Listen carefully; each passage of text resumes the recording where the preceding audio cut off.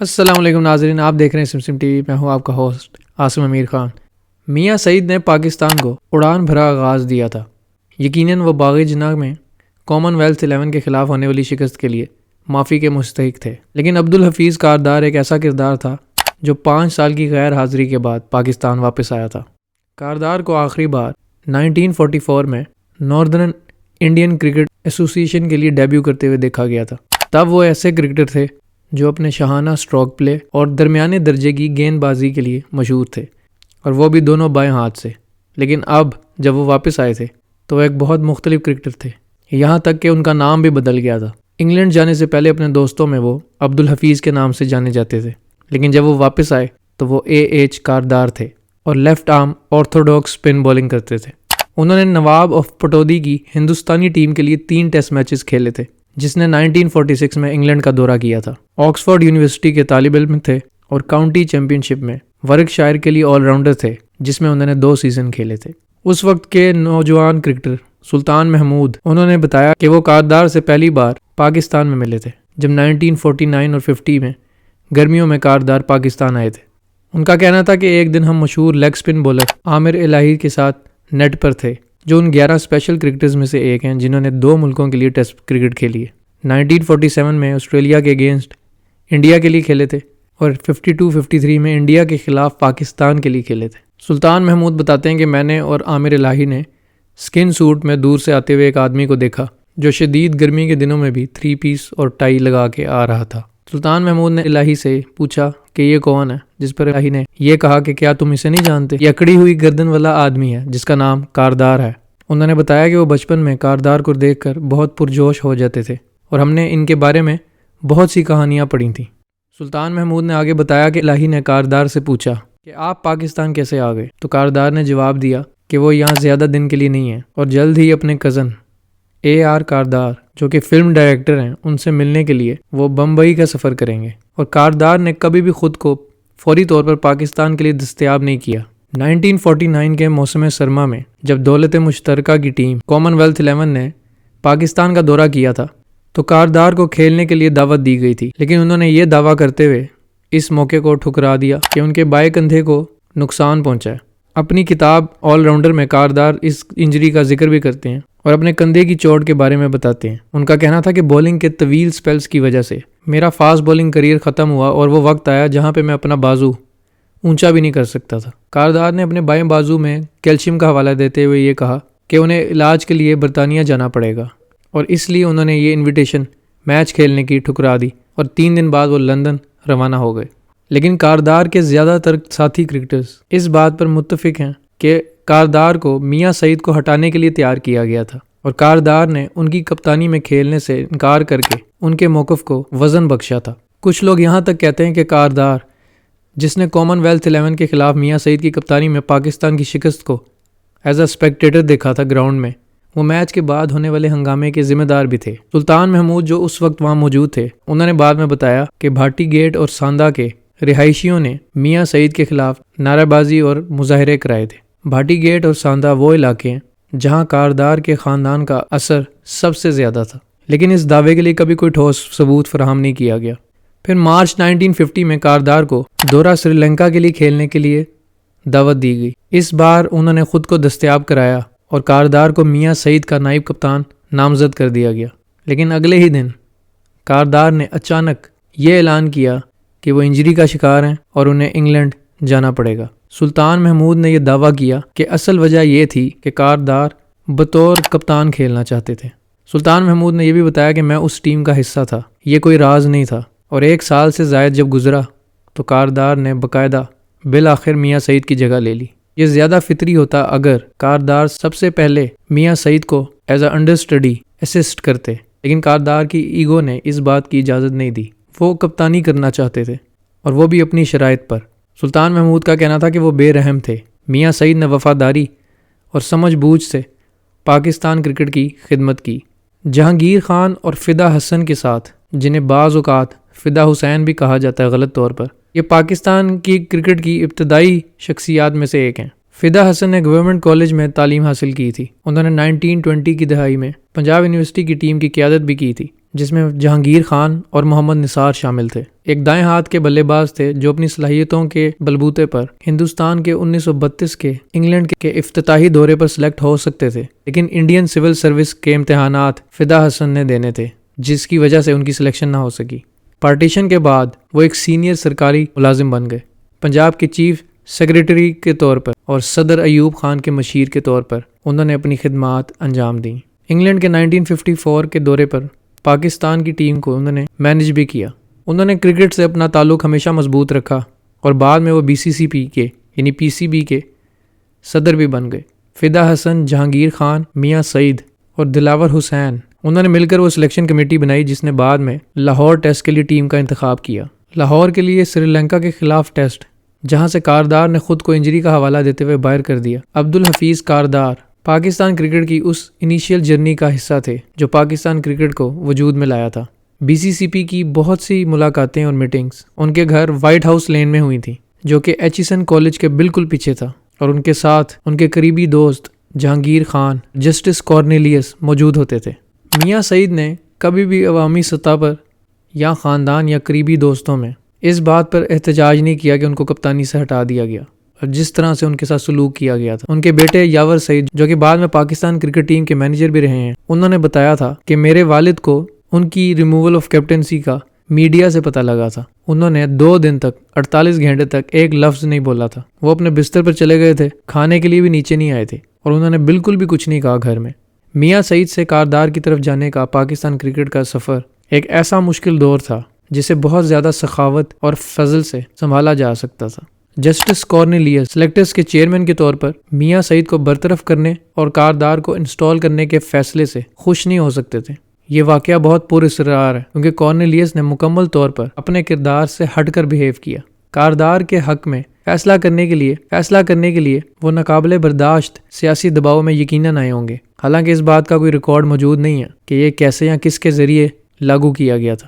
Cornelius کی طرف سے کاردار کو بھیجے گئے خط کا کچھ حصہ، جس میں انہیں قومی کرکٹ ٹیم کے کپتان کے عہدے کی پیشکش کی جاتی ہے، اور کاردار کے جواب کے کچھ حصے ابھی بھی باقی ہیں۔ اصل خط و کتابت غائب ہو گئی ہے، جیسا کہ پاکستانی کرکٹ ریکارڈز کی یا پاکستانی ریکارڈز کی بات کی جاتی ہے۔ تاہم کاردار نے آل راؤنڈر کی اپنی یادداشتوں میں کئی حصے شائع کیے ہیں۔ اس میں انہوں نے لکھا کہ کارنیلیس نے کاردار کو خط میں لکھا کہ اس عہدے کے لیے آپ کی اہلیت کو ان تمام لوگوں نے پوری طرح سے تسلیم کیا ہے جنہوں نے اس انتخاب میں حصہ لیا۔ انہوں نے ان خوبیوں کو بیان کیا جنہوں نے سلیکٹرز کو کاردار کی سفارش کرنے پر مجبور کیا تھا۔ کارنیلیس نے لکھا کہ کاؤنٹی کرکٹ میں 2 مکمل سیزن میں حصہ لینے کے علاوہ، آکسفورڈ کے لیے مکمل سیزن کھیلنے کے علاوہ، آپ کو انگلش کاؤنٹی کے کھلاڑیوں اور ان کی حکمت عملیوں کا شاید پٹودی کے بعد برِ صغیر کے کسی بھی کرکٹر سے سب سے زیادہ وسیع تجربہ ہے، اور اس سے بڑھ کر یہ کہ آپ کا بہت حالیہ نوجوان ٹیموں کی کامیابی کے ساتھ قیادت کرنے اور کھیل کے ہر شعبے میں آپ کی اپنی شاندار صلاحیت سے ان کی حوصلہ افزائی کرنے کی آپ کی صلاحیت کو پوری طرح تسلیم کیا جاتا ہے۔ ساتھ ہی ساتھ ایک لمحے کے لیے اپنی چوکسی اختیار کرنے کی آپ کی مہارت بھی ہے۔ اس سب کے ساتھ آپ کو اپنی طرف سے ہر طرح کی حمایت حاصل ہوگی، اور تمام پاکستانیوں کی نیک تمنائیں آپ کے ساتھ ہیں تاکہ آپ ہر شعبے میں جیت سکیں۔ کاردار نے جواب میں لکھا کہ ایسے اوقات ہوتے ہیں جب کسی کے جذبات کے صحیح اظہار کے لیے الفاظ تلاش کرنا بالکل مشکل ہوتا ہے۔ یہ ایک ایسا ہی موقع ہے۔ کسی ملک کا کپتان بننا ایک بہت بڑا اعزاز ہے، کیونکہ مجھے اس پوزیشن پر منتخب کر کے آپ نے اور آپ کے ساتھیوں نے مجھ پر اس اعتماد کا اظہار کیا ہے۔ میں اپنی رضامندی سے اس اعتماد کو قبول کرتا ہوں اور اس پر ایمانداری سے عمل کرنے کی امید کرتا ہوں۔ یہ میرے لیے بہت آنر کی بات ہے کہ مجھے پاکستان کی مدد کرنے کے لیے کہا گیا ہے، اور اگلے چند مہینوں میں میری سب سے بڑی فکر یہی ہوگی کہ میں اپنی ذمہ داریاں سوچ سمجھ کر ادا کروں۔ کارنیلیس نے اس بات کا ذکر نہیں کیا کہ کاردار میاں سعید سے 15 سال چھوٹے تھے، اور یہ بات ایک طویل اور ایک اہم دورے کے لیے بھی بہت امپورٹنٹ تھی، لیکن کارنیلیس کاردار کے کپتانی کے تجربے کو بڑھا چڑھا کر پیش کر رہے تھے، کیونکہ کاردار نے کبھی بھی آکسفورڈ کی یا واروک شائر کی کپتانی نہیں کی تھی، اور کپتانی کا ان کا واحد تجربہ 1944 اور 45 کے سیزن میں پنجاب یونیورسٹی کی ٹیم کی قیادت کرنا تھا۔ اگر کسی نے نوجوانوں کو متحرک کرنے کی قابلیت کا مظاہرہ کیا تھا تو وہ میاں محمد سعید تھے۔ کاردار پاکستان کی ترقی کے ایک منفرد لمحے میں ابھرے۔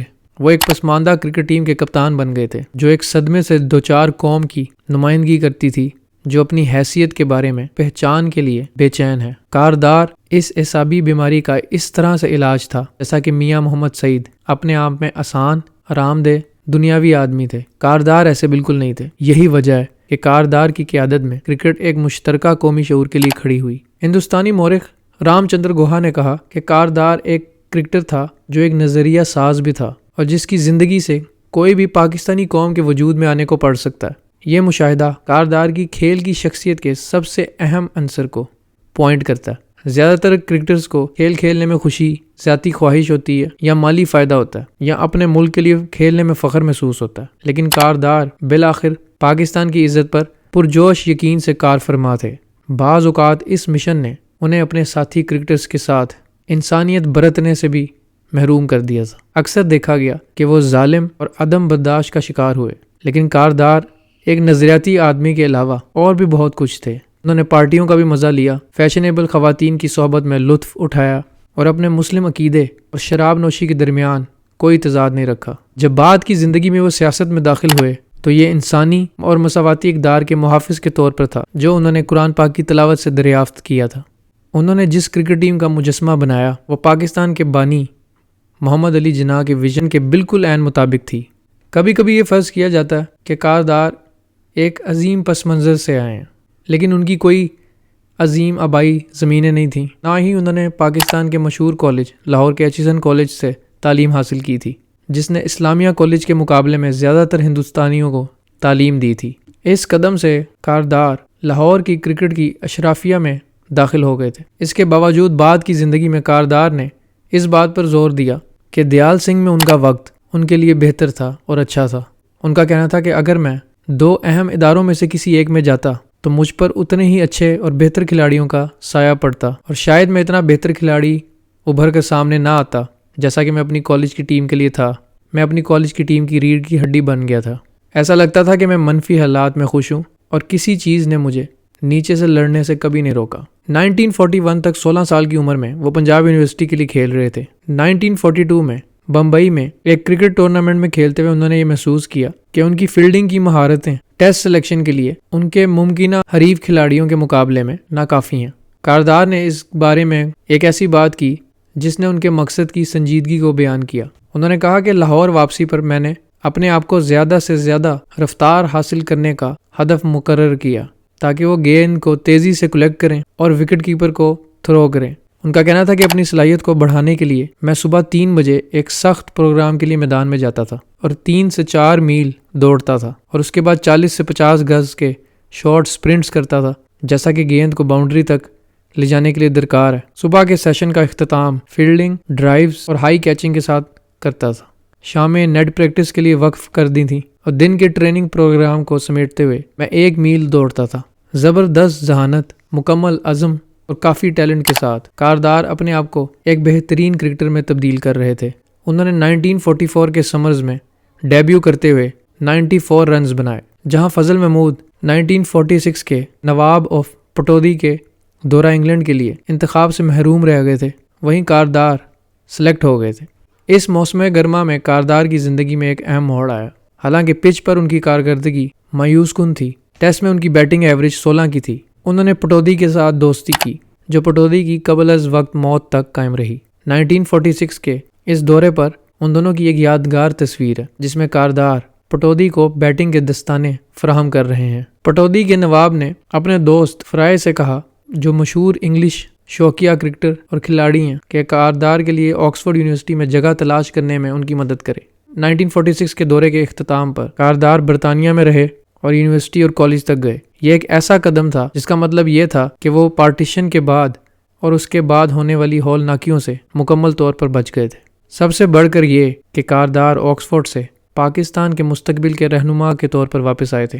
یونیورسٹی کالج کے ڈین جائلز ایلنگٹن نے نوجوان پاکستانی کو اپنی کمپنی میں لے لیا تھا۔ ایلنگٹن، جو افسوسناک طور پر کم عمری میں چل بسے تھے، بروکشائر میں ڈوگلس ہوم فیملی سے تعلق رکھتے تھے۔ اپنی چھٹیوں میں کاردار بارڈرز میں ڈوگلس ہوم پر قیام کرنے جاتے تھے۔ ارلڈم کے وارث الیک ڈوگلس ہوم نے 1920 کی دہائی میں آکسفورڈ یونیورسٹی اور مڈل سیکس کے لیے فرسٹ کلاس کرکٹ کھیلی تھی۔ اب وہ ایک ابھرتا ہوا سیاستدان تھا جو وقتاً فوقتاً برطانوی وزیر اعظم اور سیکرٹری خارجہ بننے والا تھا۔ کاردار کے خاندان کے ریکارڈز بتاتے ہیں کہ وہ 25 سال بعد دفتر خارجہ کو آموں کے باقاعدہ کریٹ بھیجتے تھے۔ سر الیک کے شکریہ کے خطوط میں یہ کہا گیا کہ کاردار کے آم بے صبری سے کھائے گئے تھے۔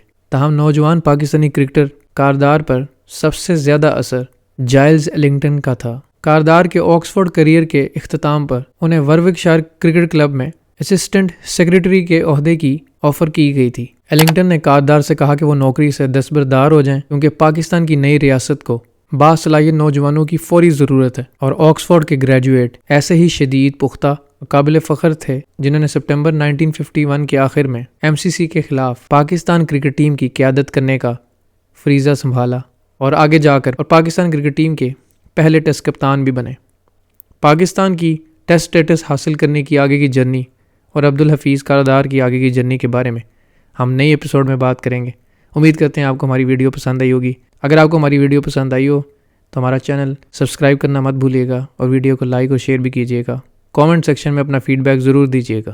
ملتے ہیں ایک نئی ویڈیو میں، اپنا خیال رکھیے گا۔ سمسم ٹی وی سے اللہ حافظ۔